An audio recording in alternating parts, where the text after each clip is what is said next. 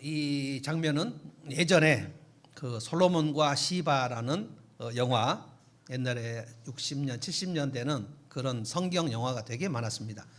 가장 제가 제 인생에서 가장 멋지고 위대한 영화로 꼽는 것은 벤허라는 영화고요.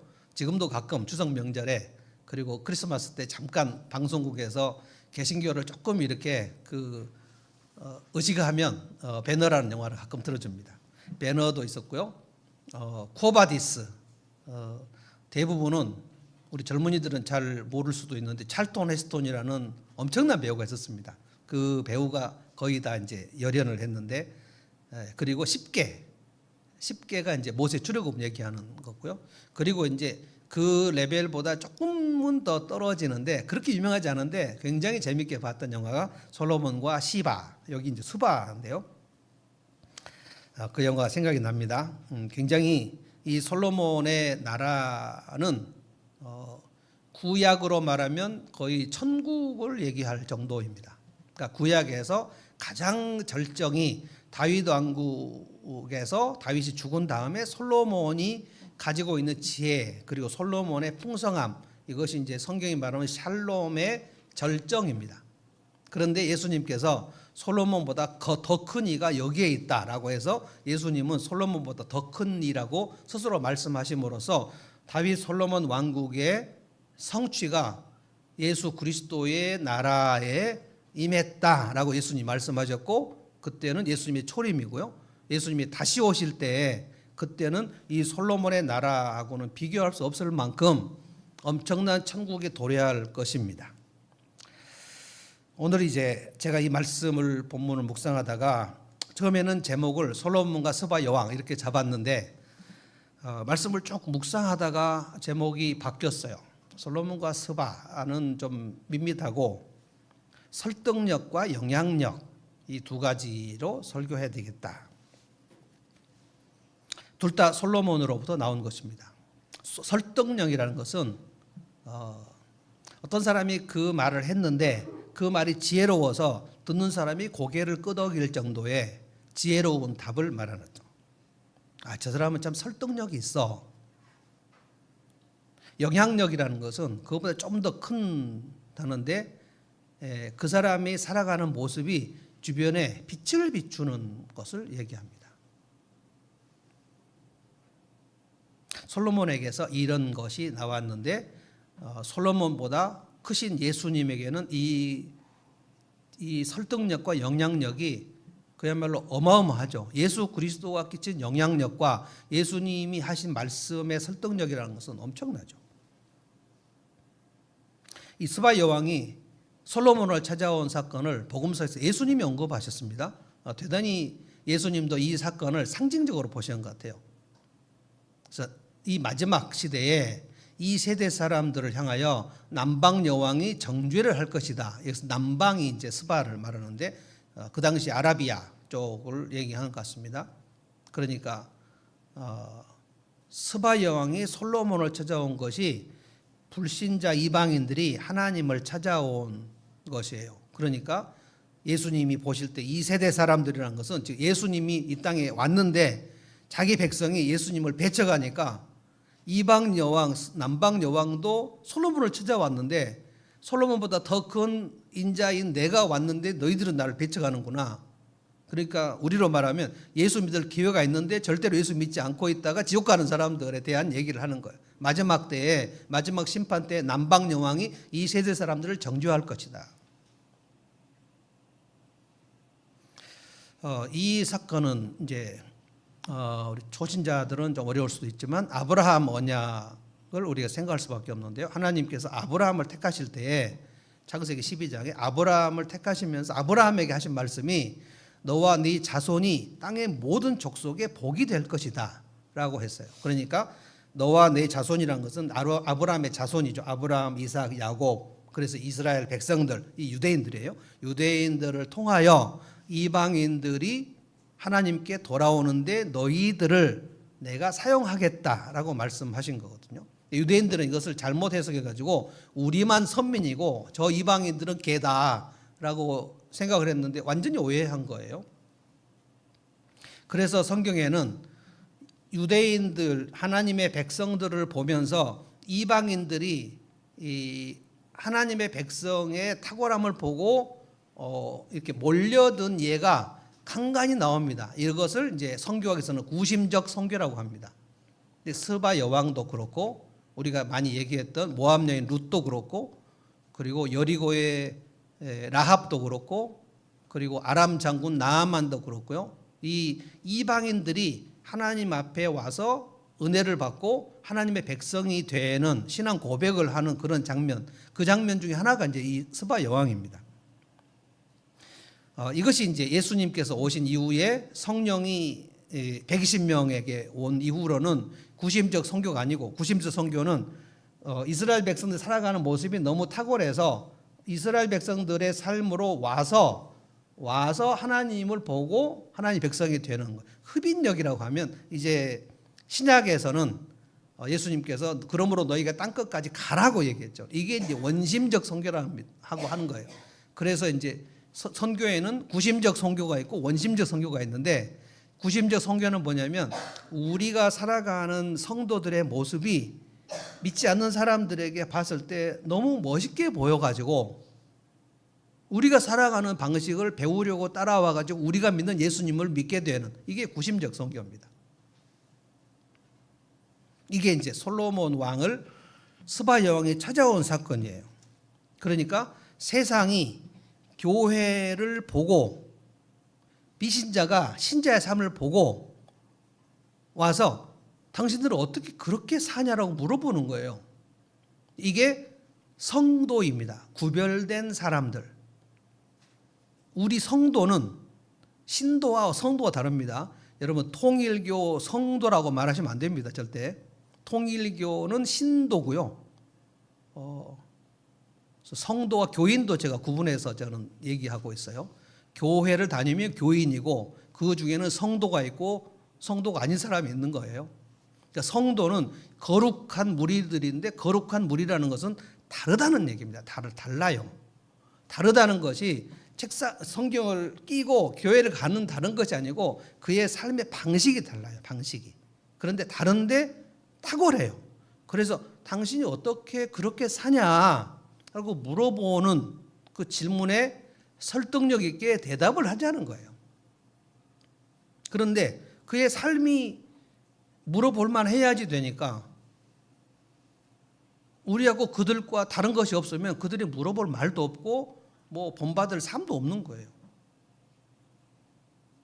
오늘 솔로몬은 이제 구약에서 절정이고, 예수님은 그거보다 더 엄청나신 분인데, 우리가 솔로몬과 예수님의 그 솔로몬의 백성들보다 훨씬 더 예수님에 소속된 백성들이니까 우리의 삶에도, 그리고 우리의 대답에도 설득력 있는 대답이 준비되어야 하고, 그리고 영향력이 있는 빛의 삶이 되어야 한다. 당장 다 그렇게 될 수는 없어도 우리의 삶에서 삶의 목표를 그렇게 잡아야 된다는 거예요. 첫 번째로 설득력 있는 답을 준비하자는 거예요. 준비하자. 1절을 한번 잠깐 볼까요? 다 같이 한번 읽어보겠습니다. 1절입니다. 시작. 스바의 여왕이 솔로몬의 명성을 듣고 여러 가지 어려운 질문으로 그를 시험하여 보려고 예루살렘으로 그를 찾아왔다. 그는 많은 수행원을 데리고 또 여러 가지 향료와 많은 금과 보석들을 낙타에 싣고 왔다. 그는 솔로몬에게 이르자 마음속에 품고 있는 온갖 것들을 다 물어보았다. 질문이 대단히 많았던 것 같습니다. 스바 여왕이 솔로몬에게 물어보고 싶은 말이 너무 많았어요. 궁금했어요. 그래서 많은 수행원들을 데리고 낙타에다가 향료 엄청, 솔로몬이 그 이후에도 스바 여왕에게 받은 향료만큼 받은 적이 없다고 얘기했으니까 이 아라비아의 향료를 엄청나게 갖고 온 것 같습니다. 그리고 금과 보석도 가지고 온 것 같아요. 그래서 도착하자마자 정말 많은 질문을 쏟아낸 것 같습니다. 목적이 뭐냐면 그를 시험하여 보려고. 6절에 보면 나중에 다 대답을 듣고 나서 뭐라고 했냐면, 내가 아라비아 그 스바에 있을 때 당신의 소문을 듣고 내가 믿지를 못했다는 거예요. 그런데 와서 보니 당신 과연 진짜 엄청나다. 내가 들은 소문은 실제로 확인해서 들은 대답에 비하면 그 소문은 절반도 못 미치는 것 같다라고 얘기했거든요. 솔로몬이 얼마나 지혜가 탁월한지를 스바형이 정말 궁금해서 견딜 수가 없었나 봐요. 자기가 지금 여왕이지만 자기 인생에서 안 풀리는 문제가 너무 많이 있었어요.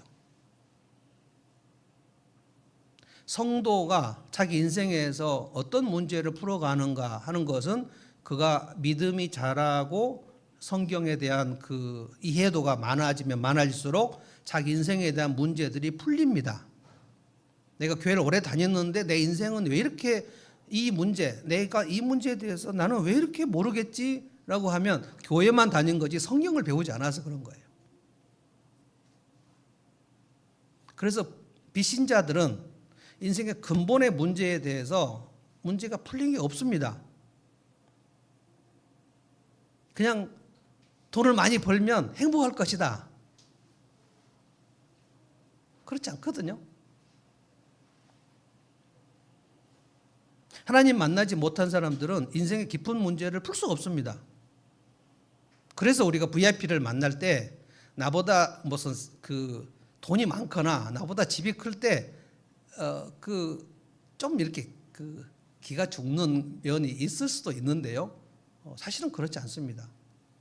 문제는 내가 인생에 대한 대답을 얼마나 준비했는가가 관건이지 그 사람이 나보다 삶의 수준이 높으니까 나는 해줄 말이 없을 것이다. 그렇지 않아요.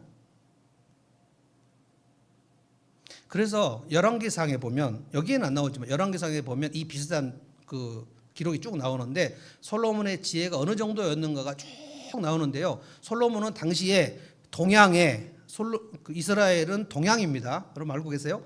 이스라엘이 서양이라고 생각하시면 안 됩니다.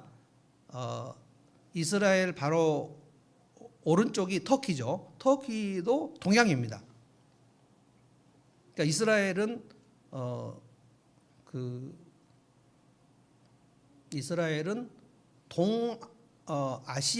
아시아인데 근동이라고 하죠. 근동, 중동, 우리를 극동이라고 하죠. 근데 이거는 다 서양 사람들이 역사를 만들면서 자기들 기준으로 우리를 극동, 파이스트라고 그래요. 우리가 가장 먼 아시아라고 했어요. 근데 우리나라 사람들이 극동이라고 말하면 좀 이상한 거예요, 사실은. 우리가 왜 극동입니까? 우리가 여기가 중앙인데. 그래서 그 이스라엘 아라비아 고기를 근동이라고 합니다. 여기가 아시아거든요. 그러니까 동양에서 가장 소문이 많은 뛰어난 지혜자, 그리고 또 하나를 더해서 이집트의 모든 지혜자보다 뛰어났다라고 했습니다. 그래서 뭐 잠언, 솔로몬이 전도서도 짓고 잠언도 짓고 잠언을 3,000개를 말했고 작사 작곡을 1,000개를 말했다. 그러니까 다윗도 작사 작곡을 좀 했는데 음악적 재능이 탁월한 것 같아요. 그러니까 문학, 음악, 그리고 동물, 식물, 날짐승, 길짐승에 대한 책도 썼고 동물에 대한 책도 썼고 무슨 초목에 대한 책도 썼고 그러니까 우리로 말하면 지금 거의 레오나르도 다빈치 정도의 그런 모든 종류의 영역에 탁월한 지식이 있었어요. 그리고 여러분이 아는 그 두 엄마 재판, 솔로몬이 가장 처음 재판한 게 그 두 엄마, 그 아기가 죽었는데 두 엄마가 갖고 서로 친엄마라고 주장하니까 칼로 잘라서 나눠주자. 그러니까 친엄마 아닌 사람이 그렇게 하면 공평하다라고 하니까 진짜 친엄마가 그럴 필요 없다. 저 아줌마 주면 좋겠다. 그러니까 솔로몬 이 사람이 친엄마다. 이게 그 당시 세계에 쫙 퍼졌거든요. 이게 솔로몬의 재판이라는 유명한 재판이죠. 근데 이런 얘기를 막 소문으로 들었는데 스바 여왕이 견딜 수 없었어요. 그래서 수많은 선물을 가지고 와갖고 앉자마자 물어본 거예요. 그런데 2절 보십시오. 제가 2절 대답하겠습니다. 제가 대답하는 게 아니죠. 2절을 제가 읽겠습니다. 솔로몬은 여왕이 묻는 모든 물음에 척척 대답하였다. 솔로몬이 몰라서 여왕에게 대답하지 못한 것은 하나도 없었다. 이 정도까지는 대답을 못하겠지 하는 어려운 질문들을 가지고 와서 얘기를 했는데 시원시원하게 다 대답을 했다. 너무 놀랐어요. 이 정도까지 명쾌하게 대답을 할 수 있다고? 질문한 스바 여왕이 이해가 되기 쉽게, 알아듣기 쉽게, 말이 되게 쏙쏙 대답을 했다는 거예요. 저는 이것이 우리 크리스찬들에게, 예수님을 믿지 않아서 인생의 문제가 풀리지 않는 사람들에게 우리가 이 대답을 준비해야 된다고 봅니다. 더 준비가 된 사람도 있고 대답이 준비가 안 된 사람도 있는데, 그래서 성경을 모르면 그렇게 된다는 거예요. 내 삶의 문제들에 대해서 성경이 무엇이라고 얘기했는지 거기에 대해서, 그래서 우리가 상 공부를 하는 거예요. 상 공부를 안 하시는 분들은 자기 나름대로 독학을 하시면 몰라도 성경을 모르면 인생에 대한 문제, 왜냐하면은 보십시오, 하나님께서 천지를 만드셨는데 하나님이 만드신 피조물들에 대한 대답에 대해서 하나님께서 말씀하신 것 중에 그 성경을 봐도 풀 수 없는 것은 몇 가지 없습니다. 예를 들면 악의 기원의 문제 같은 건 알 수 없어요. 성경이 말 안 했으니까. 그러니까 그 말은 뭐냐면, 너희 인간들이 그 정도까지 몰라도 돼. 너희가 하나님의 백성이 돼서 구원받고 이 땅에서 행복하게 사는 정도에 해당되는 것은 내가 성경에 다 얘기했다. 그러니까 성경은 하나님보다는 작죠. 성경에 없는 얘기는 하나님이 하실 수 없다, 이런 말은 아니에요. 하나님은 성경보다 훨씬 크십니다. 그러나 성경에 나오는 하나님에 대한 얘기는 우리 인생에서 제기되는 모든 문제는 거기 다 답이 나와 있어요. 이게 셰퍼가 그 설립한 라브리의 주제입니다. 모든 사람이 어떠한 질문을 해도 정직하게만 질문을 하면 성경은 정직하게 대답을 한다. 이것이 이제 그 아주 유명한 사람들, 똑똑한 사람들, 예를 들면 유시민 같은 사람들, 저 이제 되게 좋아하는데, 그 사람들도 인간이 어디서 왔는가에 대한 것을 모르니까, 성경을 모르니까, 성경 읽어도 거듭나지 않으면 그것을 깨달을 수 없거든요. 그러니까 맨날 침팬지 얘기를 하는 거예요. 침팬지에서 왔다. 근데 침팬지가 어떻게 해서 양심을 가지고 있고 판단을 가지고 있는 인간으로 됐는지는 설명을 할 수 없는 거예요. 근데 그냥 침팬지에서 왔다는 거예요. 고릴라, 침팬지에서 왔다는 거예요. 그러니까 인간의 기원에 대해서 우리는 어디서 와서 어디로 가는지를 몰라요. 그래서 그냥 사람들은 그냥 왔다가 그냥 가고, 우리가 죽으면 그냥 끝나고, 이게 허무주의입니다. 내가 왜 사는지를 모르니까. 그래서 어떤 유명한 사람이, 누군지 지금 기가 안 나는데, 인간이 왜 살아야 되는지 의미를 찾으려고 하는 것은 참 부질없는 짓이다라고 얘기했어요. 인간은 원래 의미를 찾는 존재가 아니라는 거예요. 모르니까.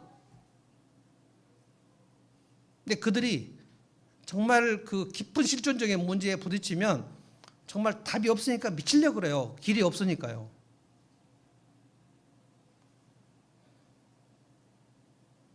우리는 하나님께서 우리를 지으셨다. 우리가 어떻게 아담이 어떻게 지어졌는지 한 번도 확인한 사람이 없습니다. 그러니까 이것을 확인해야만 과학적이다. 그러면 아담이 지어진 것이 그거를 실험으로 가능한가? 그러니까 과학적이지 않으면 사실이 아니다, 이렇게 말할 수는 없는 거예요. 진화론은 실험이 가능합니까? 그냥 그랬을 것이다. 다 추정하는 거예요. 추정. 성경은 창조가 되었다, 그러니까 우리는 추정하지 않고 우리를 믿는 거지만, 이 세상은 아메바에서 진화가 됐을 것이다. 근데 그것을 과학적 실험으로 증명하기는 불가능한 거예요. 그러니까 이것도 추정입니다. 그래서 우리가 나는 어떻게 창조되었고 인간은 어떻게 창조되었는가, 성경은 말하잖아요. 우리는 흙이다. 그리고 우리의 영혼은 하나님께서 그 코에 생기를, 루아흐를 불어넣어 주셔서 우리는 살아있는 영혼이 된 것이다. 근데 짐승들에게 생기를 불어넣어 줬다는 말씀이 없습니다. 그러니까 짐승들에게는 영혼이 없어요. 영혼은 하나님과 직접 소통하는 기능입니다. 그래서 인간이 죽으면 어떻게 되는가에 대해서 세상은 알 수 없어요. 성경은 인간이 죽으면, 예수를 믿고 죽으면 낙원에 간다. 그리고 이 땅에 묻힌다. 근데 예수님 다시 오시면 합한다. 그래서 새하늘로 갈 때 간다. 다 답이 있어요. 그래서 우리는 죽음을 잔다라고 얘기합니다. 그러니까 이 땅에 살면서 나는 왜 예수를 믿어야 되는지, 나는 예수를 믿고 이 일을 왜 해야 되는지 성경에 다 답이 있어요. 인간은 왜 일을 하는가? 하나님 일하시니까 나도 일한다. 예수님이 얘기했잖아요. 일을 하다가 일을 계속 합니까? 쉽니까? 네, 쉬죠. 왜 쉬어야 되는가? 성경에 답이 있어요. 안 쉬면 탈진으로 해서 사람이 병이 걸리는 거예요. 과로와 탈진을 하면 병이 걸리는 거예요. 그런데 지금 현대인들 탈진 엄청 많거든요. 안 쉬어서 그런 거예요. 왜 안 쉬어요? 일 중독이니까. 내가 더 성취해야지. 지금 쉬면 어떻게 해? 그러니까 자동차 기름 떨어졌는데 고속도로 가버리는 거예요. 그냥. 그러다가 멈춰버리는 거예요. 무기력증이 생겨버리는 거예요. 그럼 왜 나는 이렇게 무기력증이 왔지? 왜 나는 안 쉬게 됐지? 답을 할 수가 없어요. 성경에서 6일간 일하고 제7일은 쉬라는 인간이 살아가는 이 매뉴얼을 성경에서 말씀하셨는데 그 매뉴얼들을 안 지키면 신자라도 그 매뉴얼들을 안 지키면 병이 옵니다. 정확하게 매뉴얼을 지켜야 돼요. 그래서 쉬는 법을 정말 우리가 잘 알아야 돼요. 나는 어떻게 하면 잘 쉴 수 있는지, 어떻게 하면 쉬면서 충전이 되는지 그거를 성경에서 다 얘기하고 있다고요. 나는 왜 일을 하는가? 나는 왜 결혼했는가? 나는 왜 자녀를 키우는가? 자녀는 어떻게 키워야 되는가? 지금 그거 우리 상공부하고 있잖아요. 지금. 나는 왜 돈을 버는가? 왜 나는 이웃을 사랑해야 되는가? 성경에 다 답이 나와 있습니다. 하나님 우리를 사랑하셨으니까 하나님께서 너희를 사랑하신 것처럼 너희가 서로 사랑하라. 너희가 네 몸을 사랑하듯이 네 이웃을 사랑하라. 자, 돌발 질문 한번 할게요.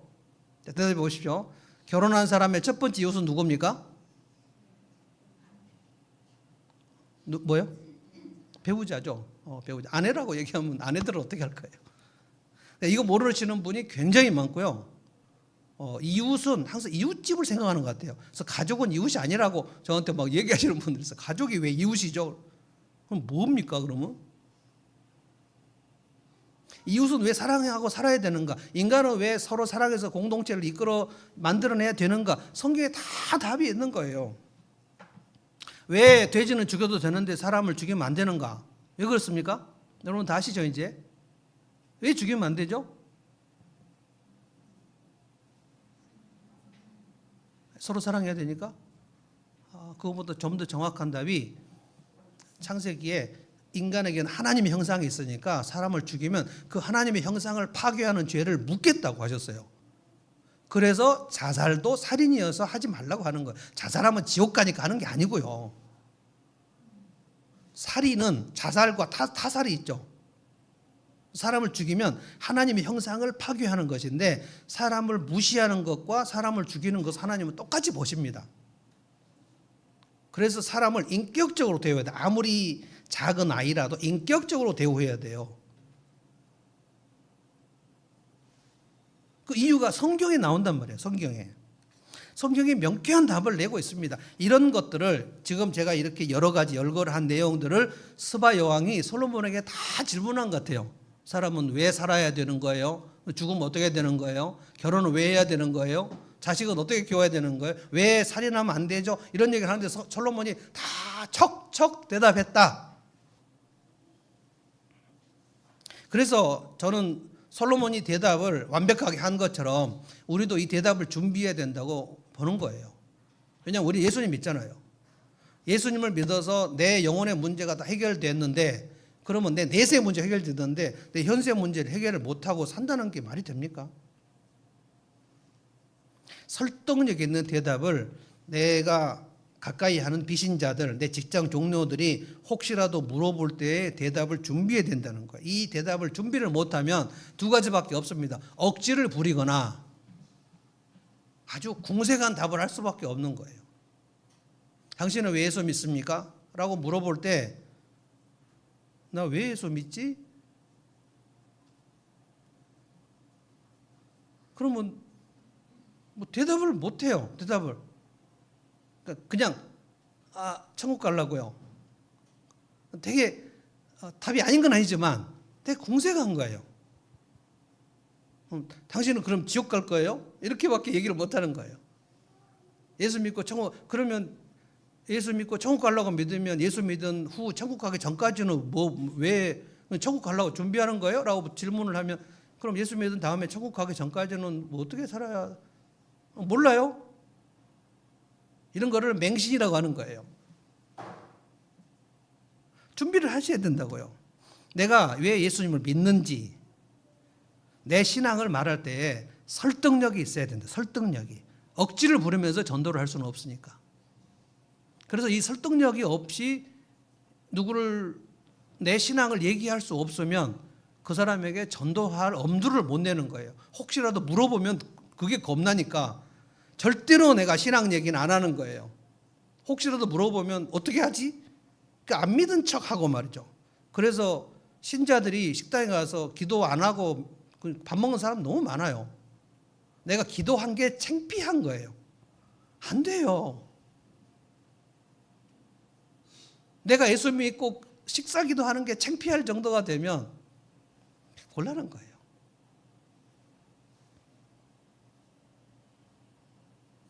(1세기에) 여러분 사도 베드로가 성도들에게 베드로 전서에 보면 뭐라고 했냐면 베드로전 3장에 누가 너희에게 소망에 관한 너희가 무슨 소망을 가지고 사냐라는 이유를 물어보면 대답할 말을 준비하라 그랬어요.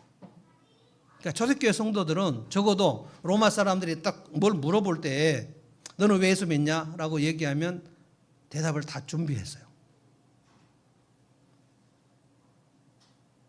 그래서 너희 속에 소망이 무엇인지 이유를 묻는 자에게 대답하는 말을 준비하라. 그리하여 너희를 욕하는 자들로 하여금 부끄럽게 하라. 입을 다물게 하라는 거예요. 그래서 1세기에 초대교회의 크리스찬 노예들, 여기 종들아, 이게 슬레이브를 말하는 거거든요. 노예들아, 너희가 일을 할 때, 그러니까 노예에서 아직 해방이 안 된 상태로 크리스찬이 된 사람들, 너희 일을 할 때에 주인 눈가림만 하지 말고 하나님 눈앞에서 일하라. 그래서 크리스찬 노예들은 예수를 믿은 다음에 그 로마 사람들의 지배에서 노예를 할 때에 그 주인의 눈가림을 하지 않고 주인이 보는 앞에 보지 않든 보든 간에 성실하게 일을 해요. 그러니까 다른 노예들이나 다른 로마 사람들이 보면서 너는 왜 그렇게 주인이 없는 데서 그렇게 성실하게 일을 해? 라고 물어볼 때 이 크리스찬 노예들이 제 진짜 주인은 예수 그리스도십니다.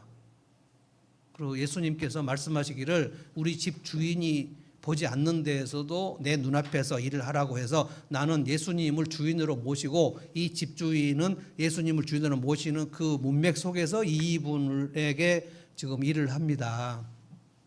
이런 대답을 준비했어요. 이게 로마 사람들에게 충격적이어 가지고 어떻게 저 노예를 저렇게 바꾼 그 힘은 무엇인가?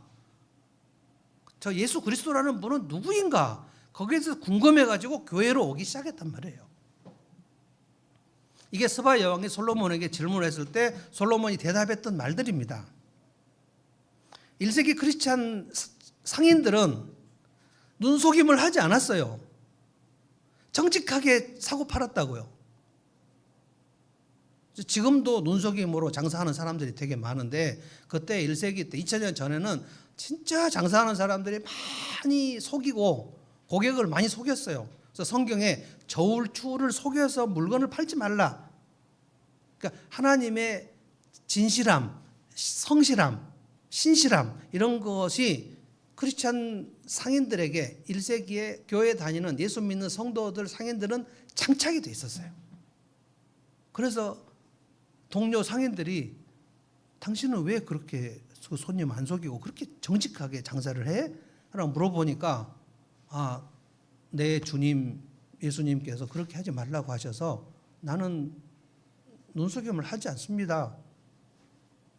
이게 설득력이 있는 거예요. 설득력. 그래서 믿는 자들이 점점 모여들었다는 거예요. 지금 대한민국 교회 성도들에게 이게 다 사라져 버렸어요.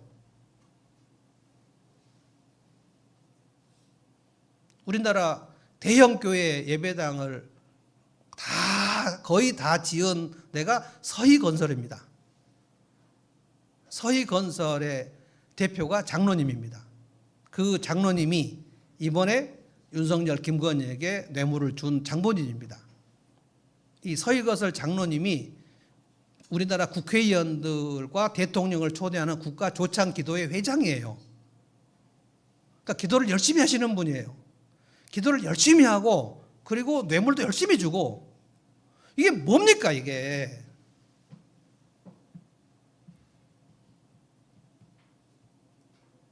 그럼 그분은 성경을 읽고 장사를 할 때, 그리고 뭔가 이권을 따려고 할 때 뇌물을 주지 말라. 성경에서 뇌물은 굉장히 무거운 범죄입니다. 재판관들에게 성경에 나오는 말씀 중에, 재판관들이 재판을 할 때 너희가 부자들에게 뇌물을 받고 가난한 자를 죄에 있다고 정죄하면 안 된다. 너희들 큰일 난다. 근데 우리나라 판사들, 고위 판사들이 변호사로 돼서 이거를 전관예우라고 하잖아요. 그 판사들 중에 장로님들 엄청 많습니다.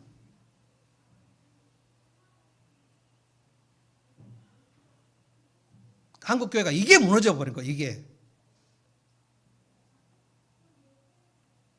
그래서 세상 사람들이 교회를 향해서 물어볼 말이 없는 거예요. 당신들은 왜 그렇게 정직하게 살아요?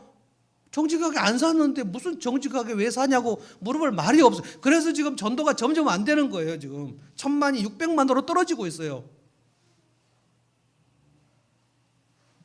그게 지금 문제입니다.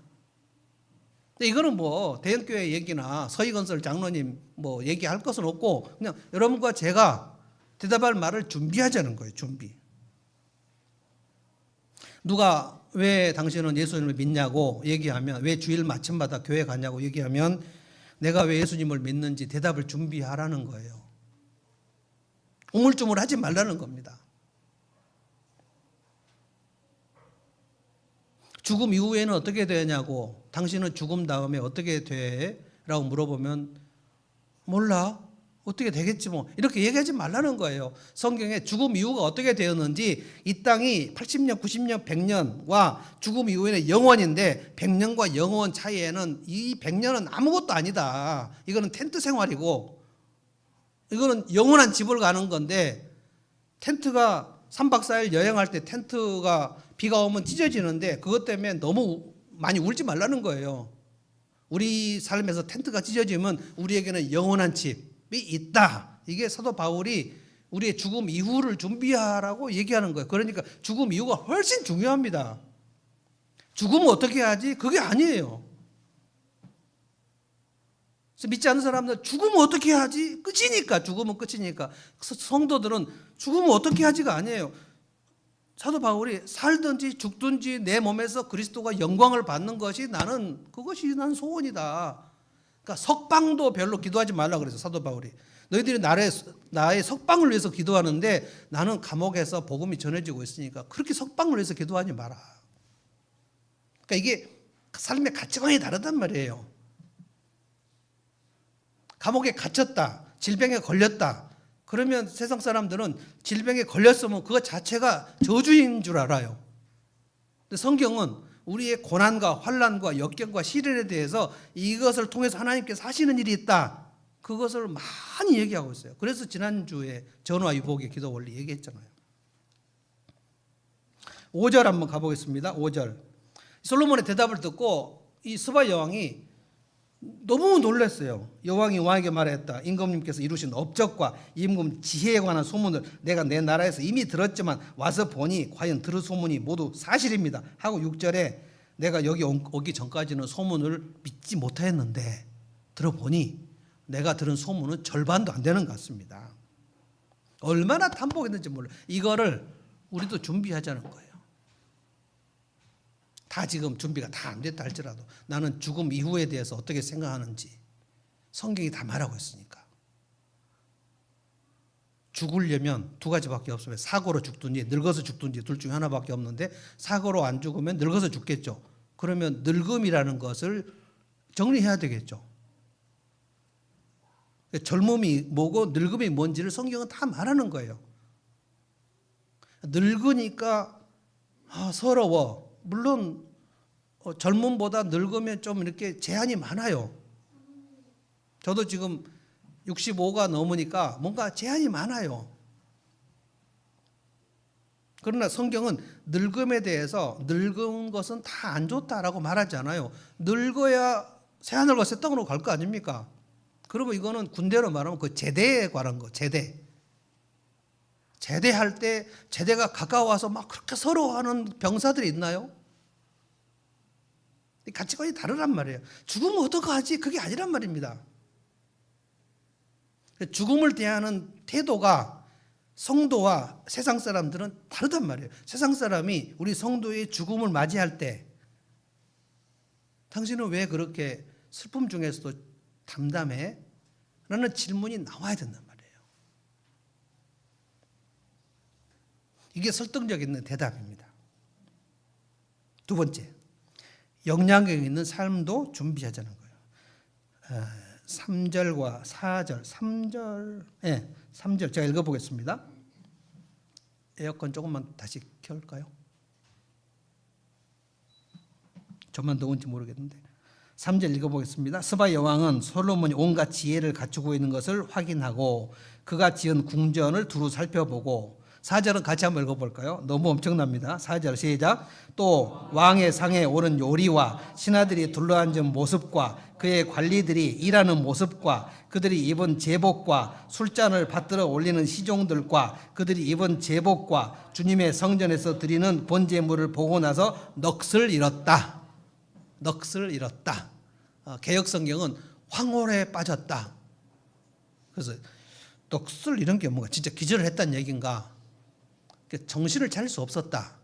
영어 성경은 overwhelmed, 이 되게 발음이 이게 압도됐다. 압도됐어요. 솔로몬의 나라를 보고 압도가 됐어요.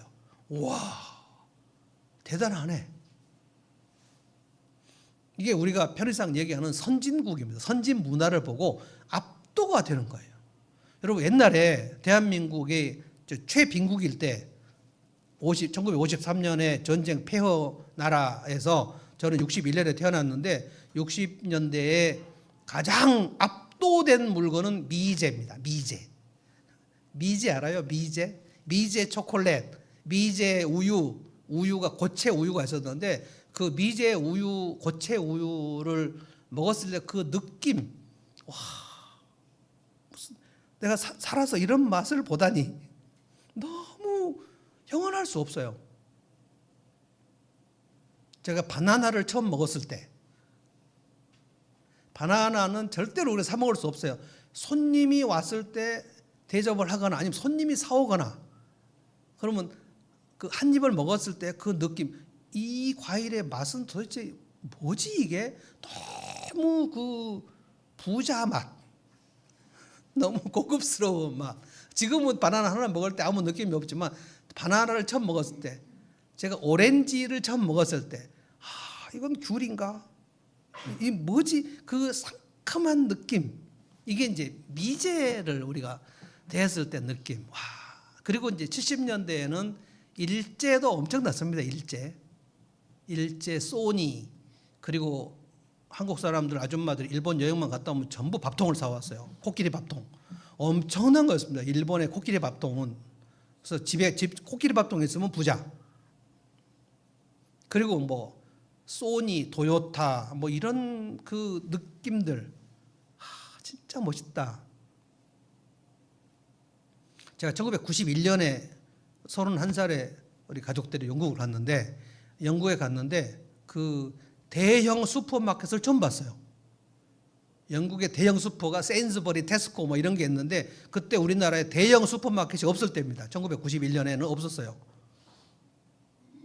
대형 슈퍼마켓 갔는데 우리 이 공간, 저 공간 한 10개 정도 되는 공간에 지금 우리가 마음껏 갖고 다니는 그 트롤리 있잖아요. 그 트롤리를 가지고 여기다가 물건을 다 담느란 말인가? 그런데 막 거기에 막 각종 치즈, 저 치즈 좋아하는데 막 치즈가 막 수백 가지가 막 있고 빵도 막 너무 많고 막 그때 우유도 그 지방을 안 뺀 우유, 절반 뺀 우유, 완전 뺀 우유, 스킴드, 하프 스킴드, 우유를 이런 종류 그 센서브리를 갈 때 그 31살의 내 느낌은 돈이 없어서 이제 못 산 거죠. 근데 이제 지금 우리나라 선진국입니다.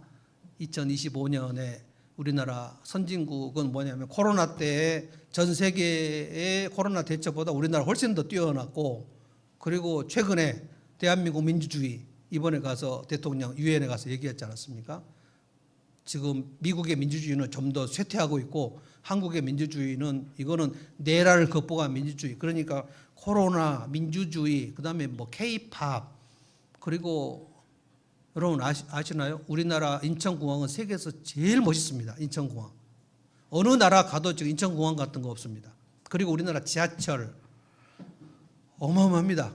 그래서 외국 사람, 그리고 이제 놀랍게도 우리나라 이제 음식을 외국 사람들이 이렇게까지 좋아하는지 몰랐어요. 우리나라가 선진국이 되어버렸어요. 근데 스바 여왕이 솔로몬의 나라를 봤을 때 입이 쫙 벌어졌던 게 그 선진국을 본 거예요. 선진국. 와, 엄청나네. 정신을 잃을 정도였다는 거예요. 그러니까 스바 여왕은 두 번 놀란 거예요. 솔로몬이 대답을 하는 그 대답이 나오는 걸 보고 막 놀랐고, 솔로몬의 왕국의 그 질서 정연한 그런 세련된 그런 문화를 보면서 진짜 놀랐어요. 그래서 와, 이 정도였구나 하면서 7절에 당신의 나라의 백성들과 신하들은 너무 행복하겠다 막 부러워하는 거예요. 그리고 8절이 클라이막스입니다. 8절은 우리 다 같이 한번 읽어보겠습니다. 저는 이 8절이 우리들의 삶에서 불신자들이 고백해야 될 내용이라고 봅니다. 다 같이 8절 한번 읽어봅시다. 시작. 주 하나님, 임금님의 하나님께 찬양을 돌립니다. 하나님께서는 임금님을 좋아하셔서 임금님을 그의 보좌에 앉히시고 주 하나님을 받드는 왕으로 삼으셨습니다. 임금님의 하나님께서는 이스라엘을 사랑하셔서 그들을 영원히 굳게 세우시려고 임금님을 그들 위에 왕으로 세우시고 공평과 정의로 다스리게 하셨습니다. 스바 여왕이 신앙 고백을 해버려요. 하나님을 찬양합니다. 솔로몬의 하나님을 찬양해요.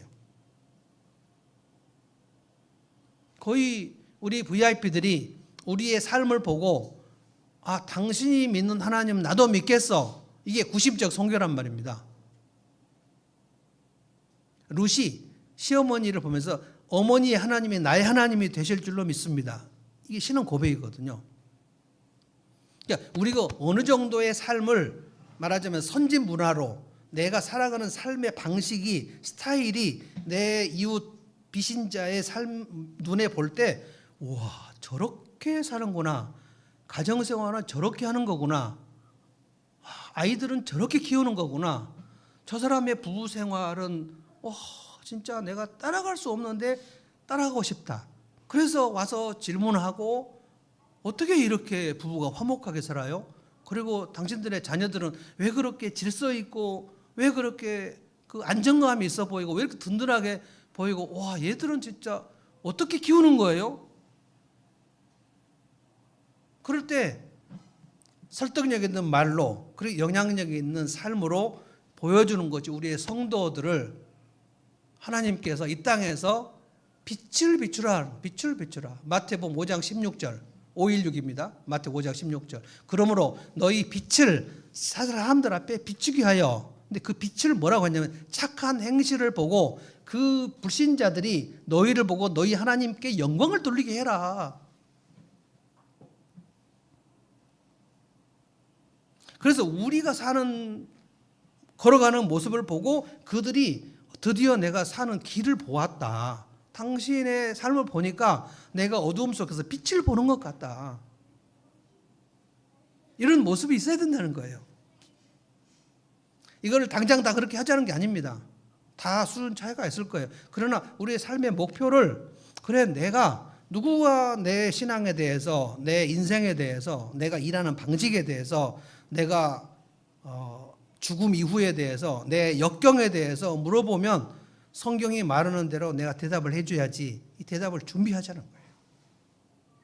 성경을 모르면 이 답을 할 수가 없습니다. 그러면 우물쭈물하거나 궁색해지거나 아니면 그 비신자하고 나하고 내 인생과 신앙에 관한 얘기를 할 것이 없어요. 그러면 날씨 얘기만 하다 끝나는 겁니다. 그러면 언제 이 사람을 내가 믿는 예수님을 언제 전하냐고. 주님께서 올라가시면서 너희가 제자를 삼으라고 그랬잖아요. 제자를 삼으라는 말씀은 저 같은 목사들에게만 해당되는 말이 아닙니다. 예수를 믿는 예수님의 제자 모두에게 제자를 삼으라고 그랬어요. 제자를 삼으라는 말 속에 그의 영혼을 구원하라는 말이 있는 거죠. 그러니까 영혼을 구원해서 나 전도해서 10명 전도해서 그러니까 내가 하나님 앞에 상 받겠지? 아닙니다. 제자를 삼으라고 그랬어요. 내가 가르친 것을 가르쳐 분부한 모든 것을 그 제자에게 가르쳐 지키게 하라 그랬어요. 그러면 내가 예수님이 말씀하신 대로 가르쳐 내 삶이 변화돼서 예수님 분부한 대로 살아가는 사람이 있어야죠. 그래서 이 사람이 나를 보고 당신처럼 살면 예수님의 제자가 되는 거구나 하고 물어봐가지고 내 대답을 듣고 내 삶을 보고 와 진짜 입이 딱 벌어지구나. 어떻게 그렇게 살아요? 그러면 당신도 예수 믿으면 나처럼 돼요. 이게 영향력이 있는 거죠. 이거를 너희가 세상에 빛이라는 말씀이 이 말씀이에요. 제가 오늘 두 가지를 여러분에게 말씀드렸어요. 설득력과 영향력입니다. 답을 줘야 돼요. 답이 있어야 주죠. 영향력을 비추면 내 삶이 있어야 되죠. 내 삶이 깡통인데 뭘 줍니까? 내 쌀통이 비었는데 어떻게 나눠줍니까? 그래서 성경적 실력을 쌓아야 되고요. 내 삶이 말이 되게 이게 make sense라고 해요. 내 삶이 말이 되게. 당신은 60대인데 60대를 어떻게 살아야 된다고 보십니까? 제가 살아보니까 60대는 이렇게 살아야 되더라고요. 저는 특별히 여러분들이 지금 이제 그 30대와 40대가 대부분이신데 조금 지나면 바로 60대 됩니다. 저도 30대였거든요. 40에 한국에 와가지고 눈 깜빡하니까 25년 지났어요.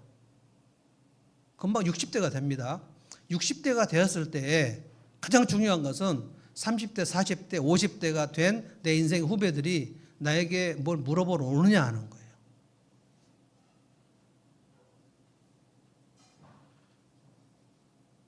그 사람의 삶이 영향력이 없으면 아무도 안 물어봅니다. 근데 지금도 여러분의 삶이 설득력이 있으면 주변 사람들이 물어봅니다. 어떻게 그렇게 살아요? 왜 주일 아침마다 예배를 가요? 예배를 갔다 오면 뭐가 좋아요? 몰라요. 예배 그냥 드리고 온 거예요.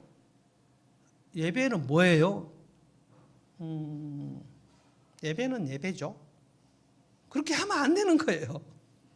예배는 하나님을 만나고 오는 거예요. 하나님을 만나려면 내 입술로 하나님을 찬양하여 내 입술로 하나님을 찬양하면 직접적으로 하나님께 영광을 돌리는 겁니다. 그럼 하나님이 안 받으실 리가 없어요. 하나님이 받으시면 내 찬양을 받으시면 내게 이루 말할 수 없는 은혜와 평강을 내려주십니다. 이게 축복입니다. 예배를 드렸는데 내 삶에서 아무 힘이 안 난다? 예배 안 드린 거예요. 배복사 설교만 듣고 오는 거예요. 하나님을 만나셔야 돼요. 하나님은 여러분을 지금도 엄청나게 사랑하십니다. 여러분이 하나님의 권능의 손길이 아니었으면 이 자리에 올 수가 없어요. 얼마나 많은 일을 하셨는데 생각해 보면 감사가 막 나오는 거예요. 감사가. 그러면 예배를 소홀히 드릴 수가 없어요. 저는 한국교회가 이 부분이 지금 무너졌다고 생각합니다. 설득력 있는 말도 무너졌고 영향력 있는 삶도 무너졌고 우리 교회, 한국교회는 지금 이 세상의 빛이 아닙니다. 근데 어떻게 할까요? 저는 한국교회 지도자가 아니에요. 저는 하늘문교회 목사예요. 여러분과 나라도 그렇게 살자는 거예요. 대답을 준비하십시오. 그리고 빛을 비추는 삶을 살아서 누군가의 길이 될 수 있도록 적어도 내 새끼들에게는 부모인 내가 길이 되도록 사셔야 돼요. 그래서 여러분의 자식들이 아버지, 어머니를 보면 나는 하나님을 볼 수 있다고 말을 할 수 있어야 돼요. 그게 지금 다 사라져 버렸습니다. 엄마를 보면 나는 하나님의 사랑을 볼 수 있어요 라고 말을 할 수 있어야 돼요. 아빠를 보면 하나님의 살아계신 걸 나는 볼 수 있어요 라고 말을 할 수 있어야 돼요. 곧 우리 주님 만납니다. 많은 시간이 있을 거라고 생각하지 마십시오. 방학 곧 끝나면 방학 숙제 있습니다. 선생님이 내준 방학 숙제를 해야지 엉뚱한 거 막 해갖고 이거 해갖고 왔는데요. 내가 그거 내준 것도 아닌데 왜 그걸 해갖고 왔냐? 몰랐어요. 하면 안 되는 거예요. 우리 인생 곧 끝납니다. 곧 끝나면 주님께서 제자를 삼았냐? 라고 물어보실 거예요. 저는 목자가 아닌데요. 아니에요. 주님은 목사에게만 제자를 삼으라고 하신 게 아닙니다. 여러분 모두에게 제자를 삼았냐고 물어보실 거예요. 대답을 준비하십시오. 내 인생에서 내가 제자를 삼아서 내가 걸어가는 길을 따라오는 사람이 있는가? 그게 내 자식들인가? 내 이웃 사람인가? 준비하셔야 돼요. 찬송하겠습니다. 찬송가 552장 우리 찬송합시다.